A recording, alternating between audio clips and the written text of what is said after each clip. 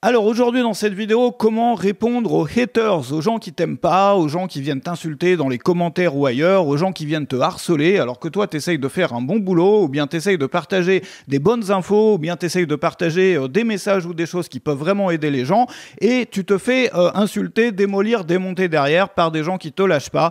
Comment faire? Ça va être le sujet de cette vidéo. Alors on est toujours dans la maison que je suis en train de retaper au milieu des collines où j'habite maintenant et comme tu l'as vu, j'ai pas mal d'animaux ici, j'ai tout plein de chats, j'ai tout plein de chiens aussi et j'avais posté ce petit clip sur les réseaux sociaux que je voudrais te montrer dans cette vidéo sur mes chats pour faire connaissance avec mes chats. Je te montre ça, ça dure à peu près 1 minute et juste après on se retrouve pour parler de ces fameux haters. On est toujours dans la maison que je suis en train de retaper et aujourd'hui je voudrais te présenter un peu mes chats. Alors il y a Titi qui est là, Titi qui est un chat qui saute, donc qui saute vraiment très haut, qui est hyper affectueux aussi. On a Tsutsu qui est occupé avec un insecte là. Dis bonjour Tsutsu.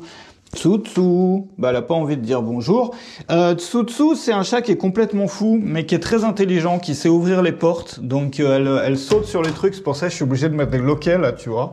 Et puis il y a Fifi qui est, Fifi c'est une introvertie. Elle aime bien être toute seule, elle aime bien se détendre. Alors, elle sait pas sauter, par contre, elle est pas très sportive. Mais elle est toute fière. Alors là, attends, je t'amène dans la cuisine, mais je viens de faire du bricolage, donc il y a des sacs partout. Elle est toute fière de pouvoir monter sur le frigo. C'est sa fierté, voilà. Tu vois qu'il y a encore du boulot ici, hein. Ils ont leur arbre à chat, ils ont leurs plantes. Je leur ai mis un truc d'herbe. Ici, alors attends, faudrait que je la change l'herbe parce qu'ils aiment bien faire du jardinage. Je te montre quelques images de Tsutsu qui adore ça. Et un truc pas mal, j'ai trouvé ça m'a changé la vie. C'est pour éviter qu'ils grattent dans la terre là, de mettre des cailloux. Tu vois, j'ai des cailloux aussi là. Et ça marche vraiment, vraiment, vraiment très bien. Alors, tu as pu faire connaissance un peu avec mes chats. Moi, je m'appelle Jean Rivière, si tu me connais pas. Je vis du web depuis 2015. J'ai créé plus de 400 formations en ligne. Et tous les jours, je crée une nouvelle leçon sur le marketing web, avec des conseils, des astuces, des méthodes, des systèmes pour les entrepreneurs du web. Et ça se trouve dans la description. Ça s'appelle Web Marketing Junkie. Il y a déjà plus d'une centaine de leçons qui sont en ligne. Il y a des formations. Il y a pour plus de 800 € de formations incluses. Il y a toutes sortes de choses. Si tu n'as pas encore vu ça, regarde bien dans la description. Et aujourd'hui, on va parler de ces fameux haters, de ces gens qui passent leur vie finalement, parce qu'il y en a pour qui c'est un loisir, à mettre des commentaires haineux ou des commentaires insultants ou autres sur les contenus d'autres gens, enfin en dessous des contenus d'autres gens.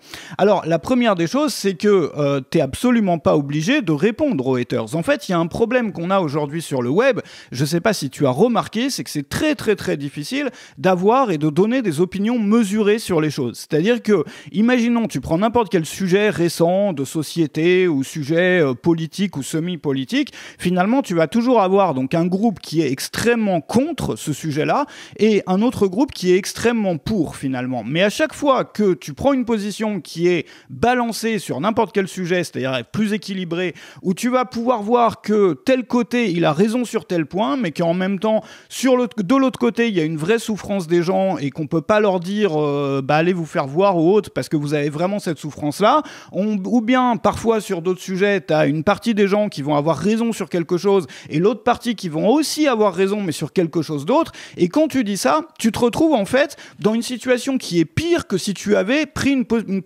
si tu avais une prise de position qui était extrême. C'est ce qui se passe, tu le vois sur le web partout. C'est que, étant donné que les contenus sont très courts sur le web et notamment, je sais pas si tu as remarqué aussi, que plus les plateformes, plus il y a une ambiance finalement toxique sur une plateforme, plus les formats sont courts. Tu le vois notamment sur Twitter qui est devenu, voilà, j'ai pas envie d'utiliser des mots, tu vois bien, il suffit d'aller sur Twitter pour voir ce que c'est devenu. Bon, pourquoi ? Parce que en quelques mots, en quelques lignes, tu n'as pas le temps de faire un raisonnement qui est développé. Quand tu veux regarder ou quand tu veux lire une étude sérieuse sur un sujet, ça prend pas 3 lignes, ça prend pas 4 lignes, ça prend pas 5 lignes, ça prend des pages et des pages, ça prend des chapitres et des chapitres, et ça prend parfois des bouquins et des bouquins. Pourquoi ? Parce qu'il y a cette notion de nuance, c'est-à-dire que c'est jamais tout noir, tout blanc, c'est jamais, tu vois, la plupart des choses dans la vie est grise, c'est-à-dire qu'il n'y a pas les bons d'un côté, les méchants de l'autre, c'est quelque chose qui n'existe pas finalement, ou qui existe très peu. Parfois, il y a un autre groupe groupe à nous contre les autres, mais c'est pas forcément non plus. Bref, c'était juste une réflexion là-dessus, parce que quand on se retrouve à avoir une opinion nuancée sur les choses, c'est là où c'est le plus difficile. C'est là où tu vas te faire taper dessus le plus. Pourquoi ? Parce que quand tu as une opinion qui est c'est tout noir ou c'est tout blanc, bah, les gens qui défendent cette opinion-là, ils vont te défendre, ils vont être avec toi, tu vas faire partie d'un groupe, contre les autres qui sont pas d'accord. Mais à partir du moment où tu as une opinion plus nuancée, où tu donnes cette opinion plus nuancée, tu vas te retrouver avec les deux groupes contre toi.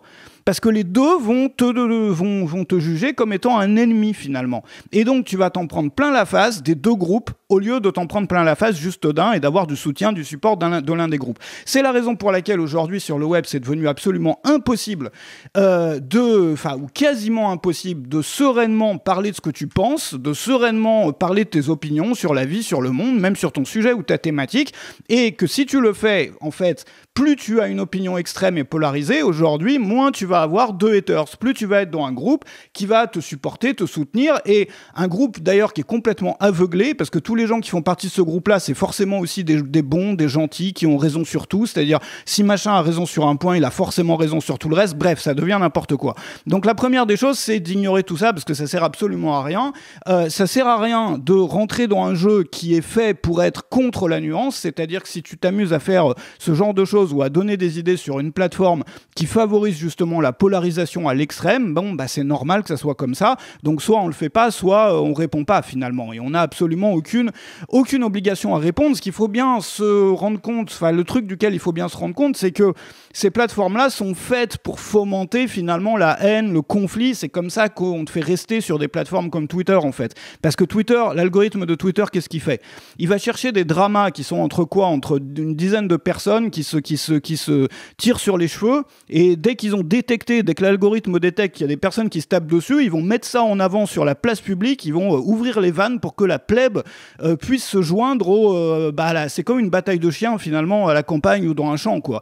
T'as deux chiens qui se battent, ils font du bruit, du coup tous les chiens du quartier rappliquent, enfin bref, la question c'est est-ce qu'on a envie d'être inclus là-dedans ou est-ce qu'on a envie simplement de l'ignorer. Donc ça c'est la première chose de laquelle que je voulais te proposer, c'est juste d'ignorer tout ça parce que ça fait partie finalement d'un système, c'est-à-dire c'est pas les gens, même la personne qui t'attaque est pas forcément mauvaise ou quoi, elle est juste influencée par un système qui fait que voilà, quand t'es un chien et qu'il y a les chiens qui aboient dehors, tu vas courir pour te battre avec les autres, c'est comme ça.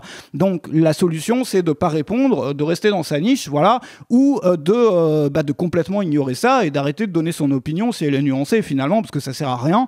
Voilà, ça c'est la première chose. La deuxième chose c'est que les objections ou les objections, je vais te parler d'objections après. La deuxième chose, attends, je retrouve même plus ma feuille parce que j'ai deux côtés, c'est devenu n'importe quoi, parce que je me suis un peu emballé sur le premier point comme tu l'as vu. La deuxième chose, ouais, c'est ça, c'est d'assumer tes trucs au lieu de te justifier en fait, parce que on a tendance à vouloir tout le temps se justifier, c'est-à-dire tu le vois, dès que tu commences à te justifier, t'as perdu en fait, c'est-à-dire c'est terminé. Si tu étudies un peu la persuasion, moi j'ai passé ma vie à faire ça, j'ai passé plus de ces 10 dernières années à faire ça, tu te rends compte que à partir du moment où tu commences à te justifier, tu as tort, tu as perdu en fait. Et les gens qui réussissent à gagner le but c'est même pas de gagner un débat, mais à t'en sortir ou à tirer ton épingle du jeu, comment tu fais pour faire ça ? Pour tirer ton épingle du jeu, tout simplement tu assumes tes prise d'opposition où tu assumes ce que tu as fait, tu assumes même tes défauts, ça s'appelle la vulnérabilité. Et on en parlera tout à l'heure, et la vulnérabilité, c'est une force, c'est un truc qui te rend puissant. On le verra tout à l'heure. En attendant, là-dessus, sur le fait d'assumer, je te donne un exemple. Imagine un politicien, par exemple, qui a des casseroles. Tu sais que les politiciens, avant de lancer une campagne, on le voit d'ailleurs dans pas mal de documentaires, bon, imagine que tu sois politicien, un nouveau jeune politicien, et puis tu as ton parti politique qui pense te mettre dans une position importante. Bon, la première chose que va faire le parti, c'est aller scanner toute ta vie pour voir s'il y a des casseroles. Te demander, même toi, quelles sont tes casseroles pour qu'on puisse les gérer avant qu'on te mette sur la place publique, finalement. Donc, est-ce que tu as fait des trucs pas bien dans le passé ? Est-ce que tu as fait ceci ? Est-ce que tu as fait cela ? Bref, on a envie de savoir les casseroles parce que on sait que les casseroles, il faut les assumer dès le début parce que si c'est découvert plus tard par un journaliste, là, ta carrière, elle est terminée et puis tout le parti va en prendre pour son grade. Donc, ce qu'on fait, c'est quoi ? C'est qu'on assume dès le début. Par exemple, une personne qui est drogué, il y a deux façons de gérer ça. C'est-à-dire, soit tu te drogues en cachette, soit tu dis soit tu dis à personne que tu étais drogué. Et dans ce cas-là, si ça se découvre, ça va faire t'imagines, si Macron, on apprend, ou n'importe quelle personnalité de premier plan, qu'il a pris de je sais pas quelle drogue en cachette pendant des années. Bon, par contre, quelqu'un qui dit, moi, je suis un ex-drogué, j'essaye par tous les moyens de m'en sortir, c'est dur parfois, j'ai fait des rechutes par le passé, mais j'ai trouvé un nouveau sens à ma vie et je me suis reconstruit et je voudrais me reconstruire. Tu le vois, il y a plein de personnalités, par exemple du web, respectées. Par exemple, dans le marketing, tu as des gens comme Grant Cardone qui en parlent. Il y en a d'autres qui ont eu des problèmes de ce type-là et qui sont des personnes qui disent publiquement, qui assument le truc et qui disent, voilà, moi, je crois qu'on a droit à une nouvelle vie et j'essaye par tous les moyens, tu vois, de me mettre à faire quelque chose de sain dans le travail, dans le machin, dans le truc, pour sortir justement de ça. Donc, en fait, à partir du moment où tu essayes de te justifier ou à cacher la misère sous le tapis, c'est là où tu prêtes le flanc pour te faire battre. Et la clé, et on en parlera un peu tout à l'heure parce que ça rejoint le traitement des objections quand on est entrepreneur ou quand on fait de la vente ou de la persuasion, c'est exactement la même chose. Quand un client a une friction finalement à l'achat, c'est-à-dire que, par exemple, s'il bloque sur le prix ou s'il te fait pas trop confiance pour tel truc ou ceci ou cela, au lieu de te justifier, ce qui va faire souvent l'effet inverse, tu retournes l'objection. C'est-à-dire tu dis, mais oui, mais on a choisi que le produit soit cher. Sinon, on aurait pu faire un produit pas cher, made in China, machin, avec tout en plastique. Nous, notre choix, la base de tout notre travail, c'est ça, c'est de pas travailler autour du prix. C'est-à-dire, nous, on n'est pas là pour faire les prix les plus bas. On n'est pas là pour, tu vois, nous, on veut travailler en France, on veut faire des produits de qualité, etc. Donc, effectivement, on a choisi, et oui, on assume tout à fait que les prix soient plus élevés. Et quand tu dis ça, d'un coup, c'est beaucoup plus convaincant pour les futurs clients, ou pour les clients ou les futurs clients, que si tu dis « Ah, mais non, en fait, regarde, machin », enfin, tu vois, t'essayes de te justifier comme quoi, en fait, c'est cher, mais c'est pas cher, parce que machin, parce que truc, ça devient n'importe quoi. Donc, toujours assumer. Et assumer, on en vient au troisième point que je voulais partager avec toi aujourd'hui, c'est la vulnérabilité. Alors, quand on assume une faiblesse ou un défaut ou un truc sur lequel on a tort même, un truc sur lequel on n'est pas bon, parce qu'on n'a pas besoin d'être bon en tout, d'être Superman, Superwoman, de savoir tout faire comme on l'attend souvent de quelqu'un sur le web finalement ou d'une personnalité. Si tu fais du contenu, c'est le cas. Bon, voilà, il y a des trucs dans lesquels t'es nul, il y a des trucs même humains dans lesquels t'es pas bon, que tu sais pas faire. Mais à partir du moment où tu l'assumes, tu montres une vulnérabilité. Et quand on montre une vulnérabilité, on transforme finalement, c'est-à-dire qu'un défaut assumé devient une force. C'est-à-dire que quelqu'un de vulnérable n'est pas attaquable. Et ça, c'est vraiment ancré dans nos gènes, finalement, dans notre inconscient, en tant qu'espèce. Enfin, c'est que si tu as une petite grand-mère qui porte un caddie de course énorme, là, en essayant de traverser la rue et qui peine et qui a mal à chaque pas, tu vas pas aller la taper, en fait. Enfin, tu vois, même un voleur, ça arrive parfois, mais c'est extrêmement rare, j'espère. Enfin, tu vois, bon... Un voleur ou un malfrat ou je sais pas quoi, il va pas aller, s'il a le choix entre une vieille grand-mère qui peine à transporter son cabas et, je sais pas, des jeunes en pleine force de l'âge, il va pas aller taper la mémé, tu vois. Donc, ce que je veux dire, c'est ça, c'est si t'as une personne handicap, tu vois, pour tout le monde, taper, je sais pas, tu vas pas, tu vois ce que je veux dire ou pas. C'est-à-dire, non, on va pas aller à ce point-là, mais c'est-à-dire qu'à partir du moment où tu te montres vulnérable, les gens ont envie de te protéger. C'est-à-dire qu'il y a un instinct de protection des personnes qui sont vulnérables. Je veux dire, toute notre société, la façon dont on vit et organisé comme ça, voilà. Quand t'es faible, quand t'es vulnérable, quand t'as une vulnérabilité, on a envie de te protéger. Bon, donc du coup, ça veut dire quoi? Ça veut dire que les défauts, faut les assumer. C'est une raison de plus d'assumer. C'est pas les défauts genre t'es une crevure, quoi. C'est pas ce genre de défaut là. C'est les défauts genre voilà, moi je suis vraiment pas bon là-dedans, ou tel truc j'arrive jamais, tu vois, à le faire correctement, ou tel machin. Et puis ça va devenir une feature un peu de qui tu es en fait, de ta personnalité. C'est-à-dire que à partir du moment où tu assumes un défaut, il devient une vulnérabilité. Et une vulnérabilité, c'est une force, c'est quelque chose même qui peut devenir, si tu es créateur ou autre, une part de ton positionnement, de ce qu'on appelle personal branding, ta marque de fabrique finalement. Voilà. Regarde les gens qu'on aime dans nos vies. Ce sont des gens qui ont toutes sortes de défauts et on les aime aussi pour ces défauts. On connaît leurs faiblesses, on sait, tu vois, on sait bien ça. On connaît aussi leurs forces. Mais on n'est pas attiré par les personnes qui sont complètement lisses, qui n'ont absolument aucun problème, aucun défaut. Tu vois, même ça fait un peu peur les gens comme ça. Parce qu'on a l'impression qu'ils ont un truc à nous cacher en fait, tu vois. Donc c'est ça le truc. C'est vraiment d'assumer ses défauts, d'assumer et de les transformer en vulnérabilité. Et ça fait quoi? Par exemple, si tu es créateur ou entrepreneur, ça fait que les gens vont avoir de la compassion pour toi au lieu d'avoir de la haine pour toi. Voilà, quand tu sais te montrer vulnérable, ce qui est difficile, hein, je te cache pas, c'est ultra difficile de pouvoir se montrer vulnérable. Mais vont ressentir davantage de compassion que de haine, déjà, c'est le premier truc.